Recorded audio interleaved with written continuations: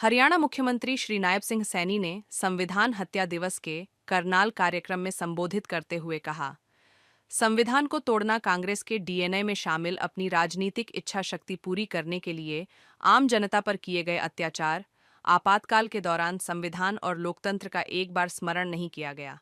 संविधान की रक्षा की बात करने वालों की पीढ़ियों ने भी कभी संविधान का सम्मान नहीं किया।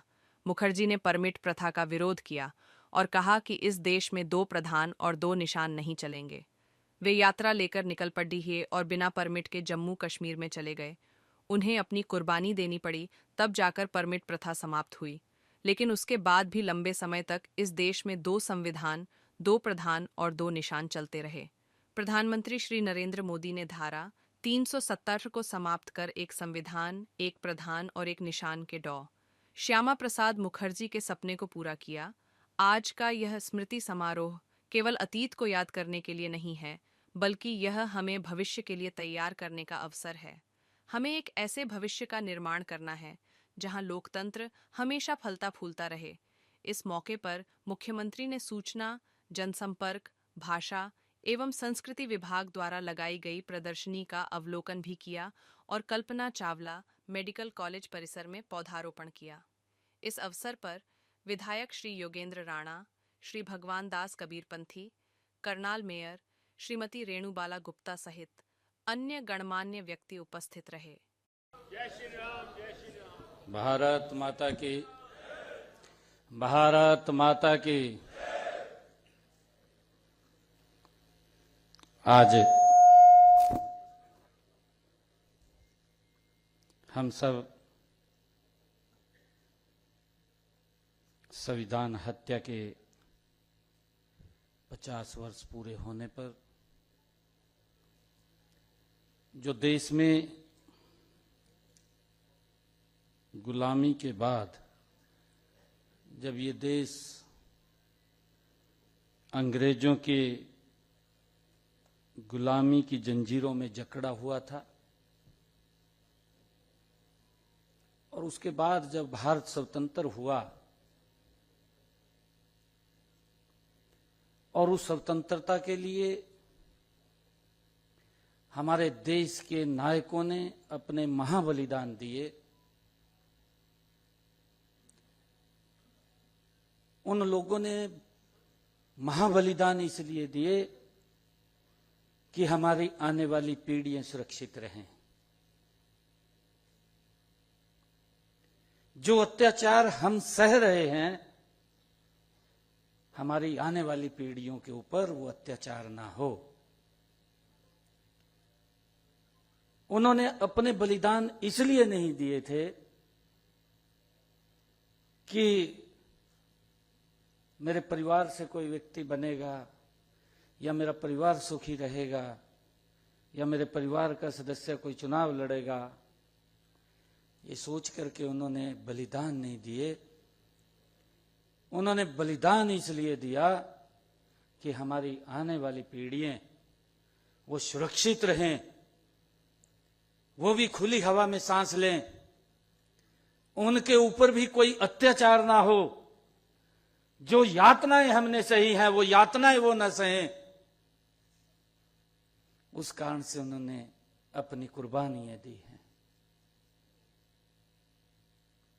और उस आजाद भारत के अंदर वो दौर वो 1975 में देखने को मिला, उससे भी बड़ा दौर देखने को मिला। इतना बड़ा अत्याचार जिस संविधान के, उस हत्या संविधान के 50 वर्ष हम पूरे होने पर आज एकत्र हुए हैं। आज हम उस दौर को याद कर रहे हैं कि आजादी के बाद अपने स्वार्थ के लिए ये दौर दोबारा खड़ा ना हो। आज इस अवसर पर हमारे असंध के विधायक, पूर्व में जिलाध्यक्ष योगेंद्र राणा जी, हमारे नीलोखेड़ी के विधायक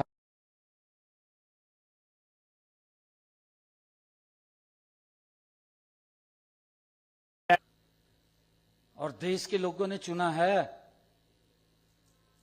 चुना या नहीं चुना? एक एक वोट डलता है, एक एक व्यक्ति बटन दबाता है, एक एक व्यक्ति उस टाइम में तो मुहर लगाता था नहीं लगाता था? मुहर लगा करके पेटी में डालता था। ये देश का प्रधानमंत्री है, ये उनका प्रधानमंत्री नहीं था। वो एक निर्णय कर देता है, देश के हित में करता है, और ये इनका युवराज उसी लोकतंत्र के मंदिर में खड़ा होता है, पूरे देश के सामने पूरे देश का अपमान करते हुए उस बिल को फाड़ करके उसके ऊपर फेंक देता है। कहां इन्होंने इस संविधान की सम्मान किया है? भाइयों, हमने इस बात को समझना है। हम ये संविधान हत्या दिवस के 50 वर्ष मना रहे हैं, इसके 50 वर्ष पूरे हुए हैं, हम इसको याद कर रहे हैं, उस दौर को याद कर रहे हैं जो देश के लोगों के ऊपर अत्याचार होते थे। क्योंकि मुझे तो शायद उस समय का भी मालूम नहीं है, जब ये 75 की इमरजेंसी लगी, बहुत ही छोटा था मैं, बहुत छोटा, मुझे शुद्धि भी नहीं थी, बालक एकदम बिल्कुल छोटा था। परंतु हम बुजुर्गों से सुनते थे, बुजुर्ग हमें बताते थे कि एक एक हफ्ता चाहे बरसात पड़ रही है चाहे गर्मी पड़ रही है, चेरी के अंदर और रीख में पड़े रहा थे, घर नहीं आते, ये स्थिति थी है।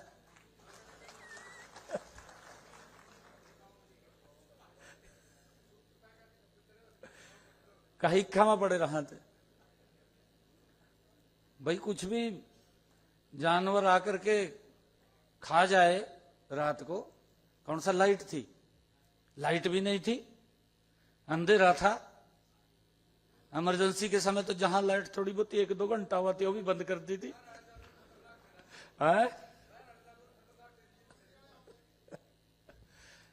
ये दौर हमारे पूर्वजों ने सहा है, यहां बैठे हैं ना सारे, जेल के अंदर पड़े रहे, इन्होंने अपने जीवन के ऊपर सहा है, अपने शरीर के ऊपर वो कष्ट सहे है।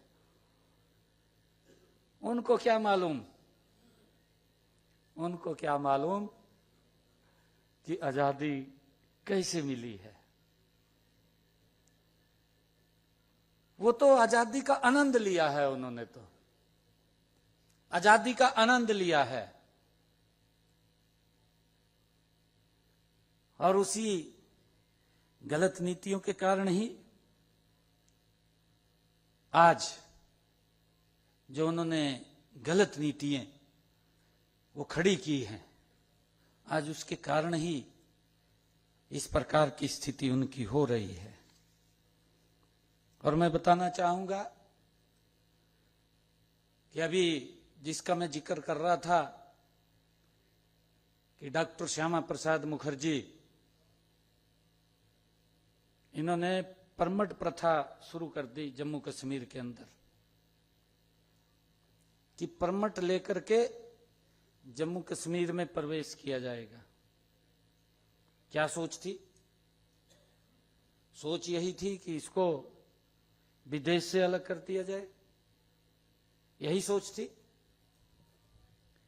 परंतु डॉक्टर श्यामा प्रसाद मुखर्जी जैसे महान व्यक्तित्व के मन के अंदर पीड़ा उठी।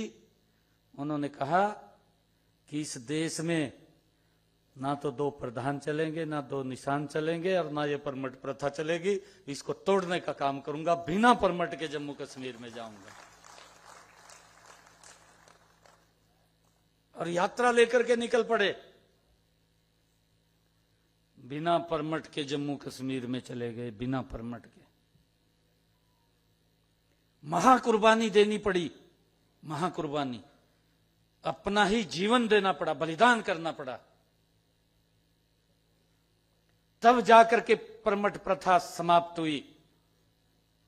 और जब वो परमट प्रथा समाप्त हुई, उसके बाद भी लंबे समय तक इस देश के अंदर 2 संविधान, 2 प्रधान, 2 निशान चलते रहे।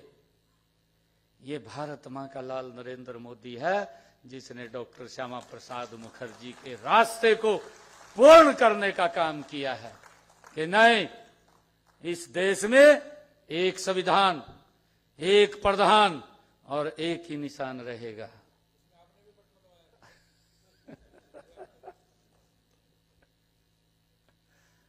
और भाइयों, ये बटन तो इनका दबे है, मेरा नहीं है, इन लोगों का दबे बटन है।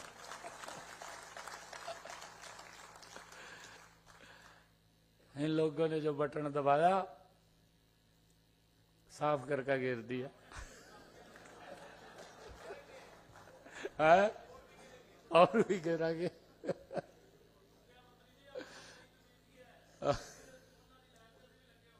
बिल्कुल बिल्कुल बिल्कुल बिल्कुल बिल्कुल, आप लोगों का तो आशीर्वाद था। मैं तो प्रणाम करता हूं इस धरती को। ये कर्ण की नगरी है, ये दानवीर कर्ण उसकी नगरी है। इसको प्रणाम करता हूं मैं, उसको दिल से नमन करता हूं।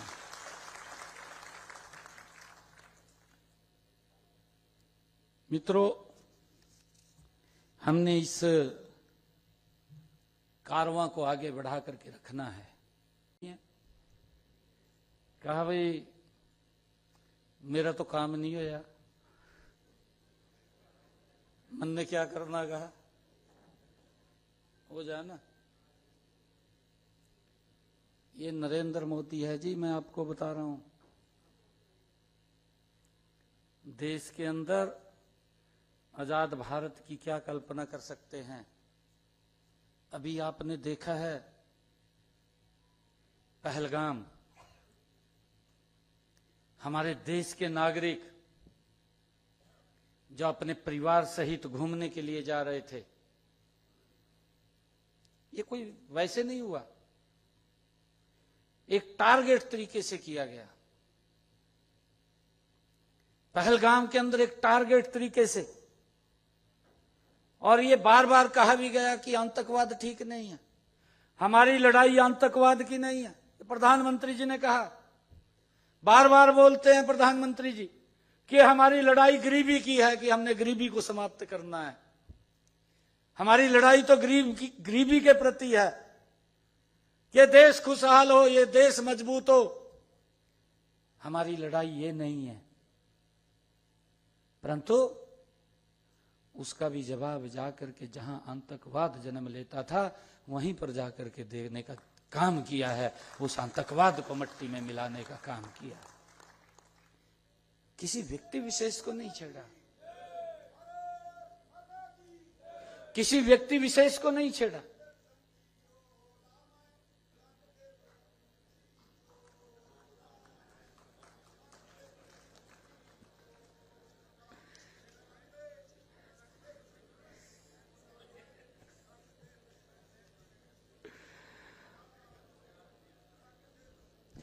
हम सबको इस बात को समझना होगा कि ये लोकतंत्र,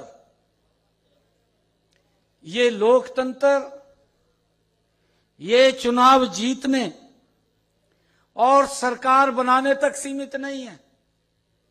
इस बात को हमने बखूबी समझना होगा कि ये लोकतंत्र, ये चुनाव जीतने या सरकार बनाने तक सीमित नहीं है। लोकतंत्र एक जीवन शैली है, इस बात को हमें समझना होगा। एक मूल्य प्रणाली है, इस बात को हमें समझना होगा। और हमें इस भारत को सशक्त और मजबूत बनाना होगा। और ये सशक्त और मजबूत अब तो अंतर स्पष्ट आ रहा है। 11 वर्ष देख लीजिए, या उनके 71 शासन 55 साल रहा है। राहुल भी 55 का हो गया है।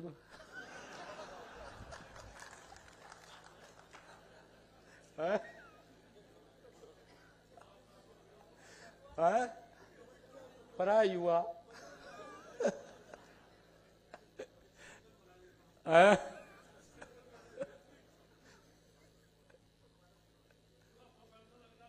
अच्छा,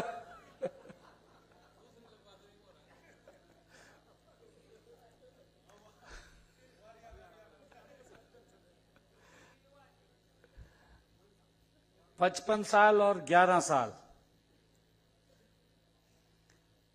आपको इसमें अंतर नजर आएगा।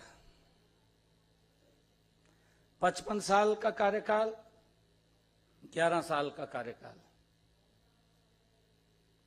उनको फिर भी अंतर नहीं नजर आ रहा, फिर भी किताब उठाएगा घूम रहे है? अंदर भी कुछ नहीं करता।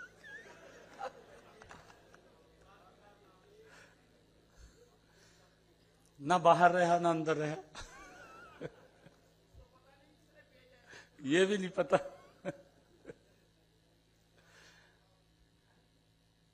भाइयों, आज हम सब ऐसे समय के अवसर के ऊपर एकत्र हुए हैं जब हम इमरजेंसी के 25 जून 1975 जब हम संविधान हत्या के ये 50 वर्ष पूरे हुए हैं और हमें आने वाली पीढ़ियों को, आने वाली जनरेशन को इसके बारे में अवश्य अवगत कराना चाहिए।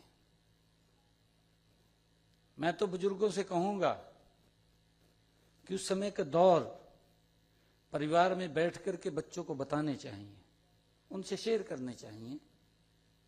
हम देखते हैं अपने महापुरुषों की जयंतियों को मनाने का अवसर भी हमें 2014 के बाद मिला है। अपने महापुरुषों की जयंतियों को हम इसीलिए मनाते हैं कि हम उस दौर को याद करें जो उन्होंने जिया है, जो उन्होंने भुगता है, और उन्होंने कहीं ना कहीं कुर्बानियां दे करके इस देश और राष्ट्र की रक्षा की है, इस मानवता की रक्षा की है, अपने आप को उसमें जलाया है, अपने आप को तपस्या की है, अपने आप को जो बोलते हैं कि भस्म किया है, तब हम सब के लिए सुख की सांस उन्होंने दी है। हमें इसीलिए हम उनको याद करते हैं ताकि वो इतिहास, वो दौर आने वाली पीढ़ियों को भी वो ध्यान में रहे, उनको याद रहे। हम देखते हैं कि यही तो भारत है जिस भारत में दुनिया से इतनी बड़ी कुर्बानी नहीं दी है, जिसकी 3 पीढ़ियों ने कुर्बानी दे दी हो। दी है नहीं दी? गुरु तेग बहादुर, गुरु गोविंद सिंह जी के लोकतंत्र, ये चुनाव जीतने या सरकार बनाने तक सीमित नहीं है। लोकतंत्र एक जीवन शैली है, इस बात को हमें समझना होगा। एक मूल्य प्रणाली है, इस बात को हमें समझना होगा। और हमें इस भारत को सशक्त और मजबूत बनाना होगा। और ये सशक्त और मजबूत अब तो अंतर स्पष्ट आ रहा है। 11 वर्ष देख लीजिए, या उनके 76 शासन 55 साल रहा है। राहुल भी 55 का हो गया है।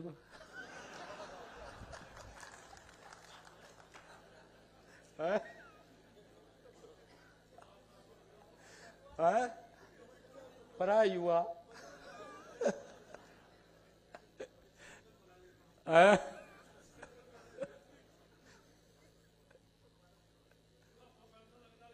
अच्छा,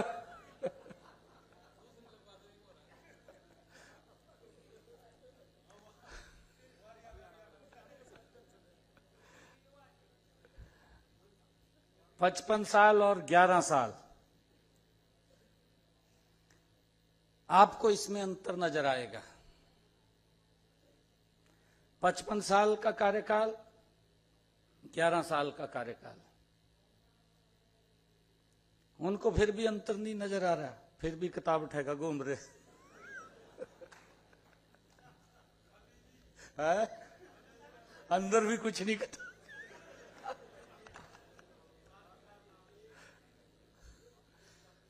ना बाहर रहा ना अंदर रहा, ये भी नहीं पता।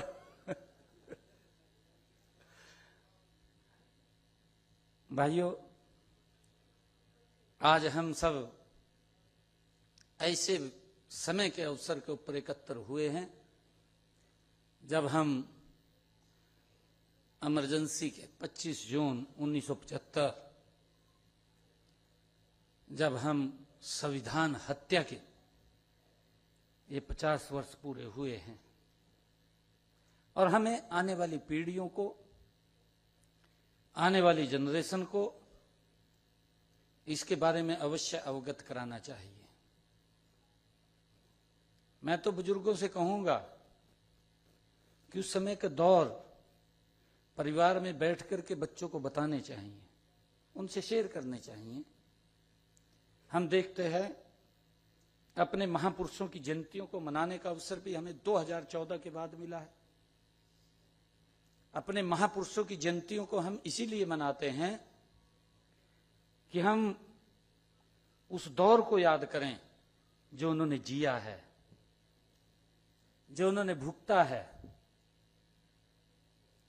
और उन्होंने कहीं ना कहीं कुर्बानियां दे करके इस देश और राष्ट्र की रक्षा की है, इस मानवता की रक्षा की है, अपने आप को उसमें जलाया है,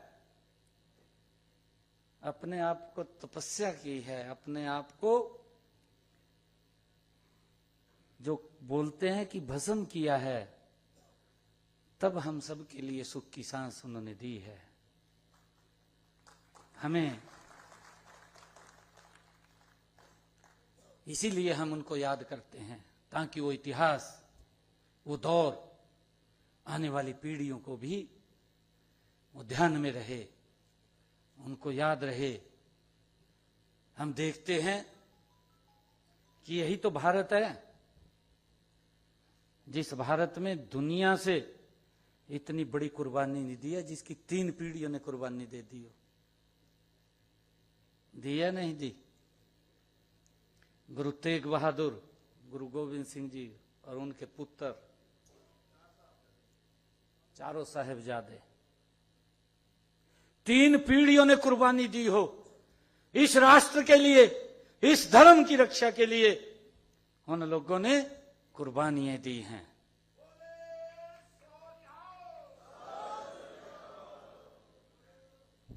और इनकी 4 पीढ़ियां ने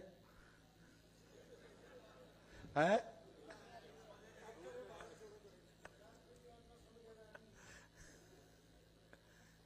यही अंतर है, यही अंतर है।